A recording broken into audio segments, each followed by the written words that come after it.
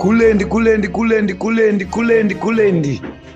Muri yeZimbabwe tiri pakuchema Chimhamha ipapo ndabva ndadzifambira nyaya dzacho kuti timboona ma last words akataurwa naChimhamha vasati vashaya. I believe kuti vanofanira kunge ari vakapedzera dzidzi nyaya dzepa social media.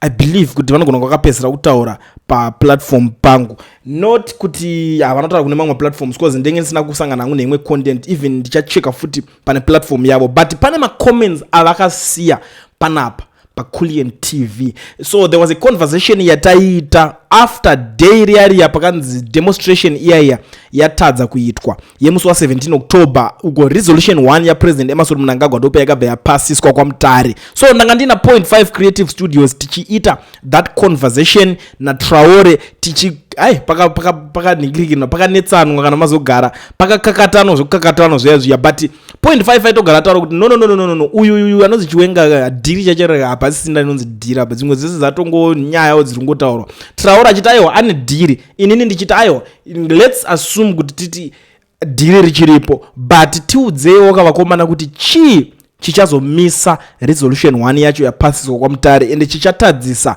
Emmerson Mnangagwa kuti apinde pa 2030. Ndo ma questions andanga ndinawo ndichibvunza wola chiroone kuside it's like tatakabatira na Traore ngakabatwa umwe akabata nenzeo yakabata nechakati.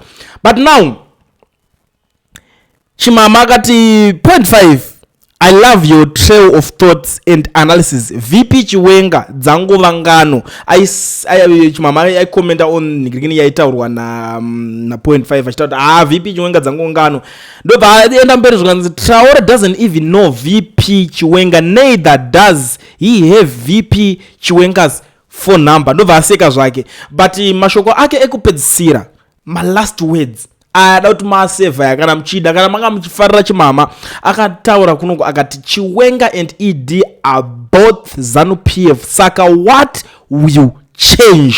Ndo shoko rakabva kuna Chimhamha, ndo anga my last words, andinoti my last words akasiwa na Chimhamha panapa pa Kulian TV. But let me check quickly tuone kuti iye ku platform yake akasiya atauro mashoko ekuti kudi, because what I remember nyaya ndakapedzera kuona inini yanga iri nyaya yaitaura pane ma Twitter space, andinauzoiteerera Twitter space yacho, but ndikawana nguva I will listen to it ndozoona kuti zvinenge zvakamira sei. Right, pane there is this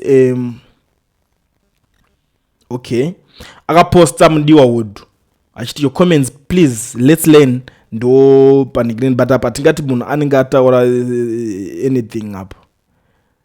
Right, I think this is the last words ipapo dzatingati saka mari dzatonyura here M31 geza 2030 tumatsotsi tora mari United moneyest 82-year-old Zimbabwean professor apa VP is having none of that zvavo. Apologize to Zimbabweans, reconcile and collected foodland refund, seek and peace and pursue it. Ndo shoko rimwe rakabva nekuna Chimhamha panapa achitaura think pane mamwe futi mashoko aitaura no zvimwe zvezvo zvatoo zvekumashure, but ndo zvandakakwanisa kuongorora ndikaona panapa. Okay, alright, let me see. Ndiana ibvunzwa uyo Joanna Mamombe Walter Mzembi, she's now in the US with the kids. Very sad indeed. Walter's arrest, he was all about dialogue, not fighting. Shame. That's the issue of nigirigini iyo.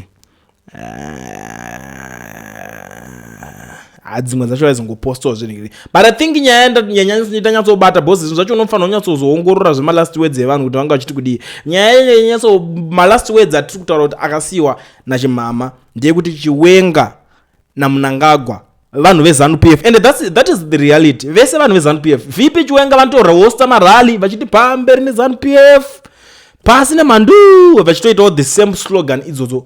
Icho ndo reality, andizo understand kana vamwe vanhu vakuzviitira naro chiti aiwa wai muri kutaura izvozvo, but ndizo vice president, you can't be the vice president kana une rimwe political party. Dai zvaishanda dai kana kuti vice president weikokoko ari Douglas Monzora dai kana ari Mike Kupe kana kuti Sengedzo Chabanguka or someone mumwewo from wanenge asiri weparty but vice president ndivachiwenga saka ndo pasi mashoko arusiwa na Chimhamha kuti vanhu ivavo vese ndeve ZANU-PF Chimhamha ndobva vatisiya bva vatofa zvavo saka ndingoti may so rest in peace tingoti kune family yavo nyaradzwai inini ndatopedza nememuri yeZimbabwe kukuzivisayo but kana pachinge pane zvimwe zviri important I will come back but pane nyaya yacho iri kuzonyanyazofambirwa nzi no imi munhu angangonzi atonzi atofa just like that pada kunyatsoonekwa kuti chii chakanyatsoitika chii chakanyatsotora nzvimbo hapana information yati yabuda because vanhu vanenge vauda kuzozivawo kuti tiri kunzwa kuti munhu ari kunzi apuka kusina but chingava chii chinenge chakakonzeresa I will be back tozoonesana kana tichinge ndazviita se ndazviwana apa tiri mbori pakungwavha tichitsvaga nyaya dzacho.